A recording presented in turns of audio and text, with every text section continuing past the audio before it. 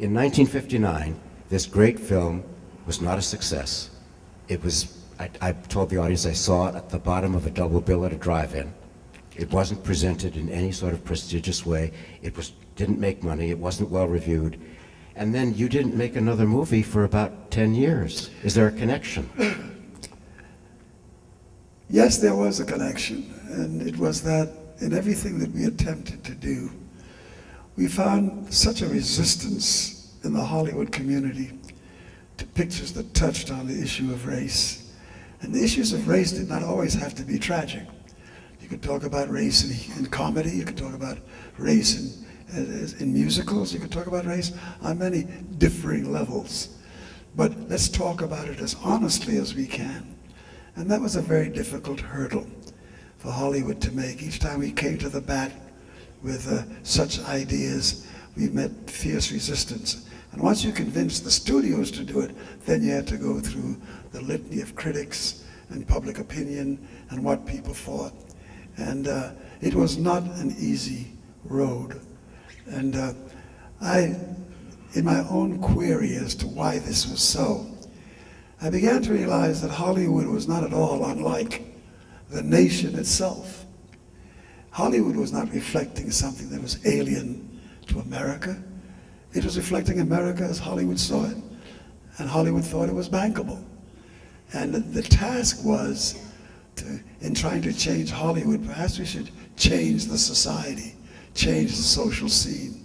And it was just at that time that I had come to know Dr. King, and I threw my whole energy, everything in my being was committed to the civil rights movement.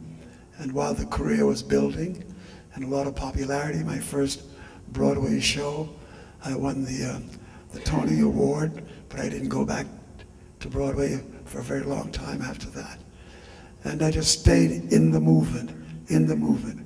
I must admit that I thought the obstacles we were facing, we would have overcome the opposition in a much earlier time.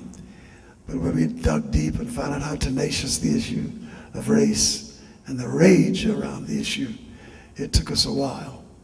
And we still haven't really overcome it. I was going to say, are we post-racial now?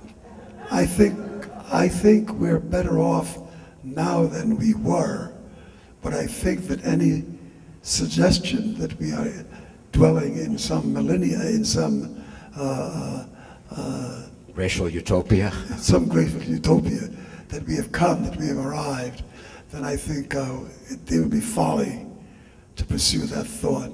We can aspire to it, but if you treat it as a fait accompli, that it is already here and it exists, then I think the villainy of race will hurriedly choke off the plants that we're trying to nurture and grow.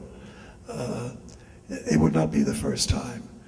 I'm always reminding young people who talk about history and the Black Congress and how close we've come.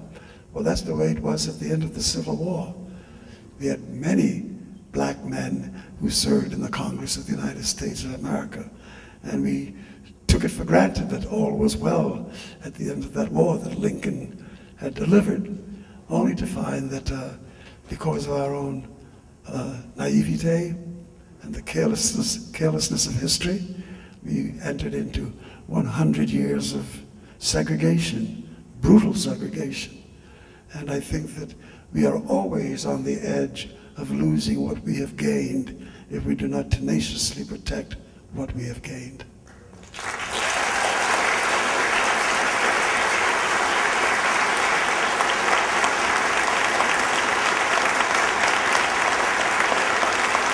Hasn't this been an extraordinary honor to spend this time with Harry Belafonte?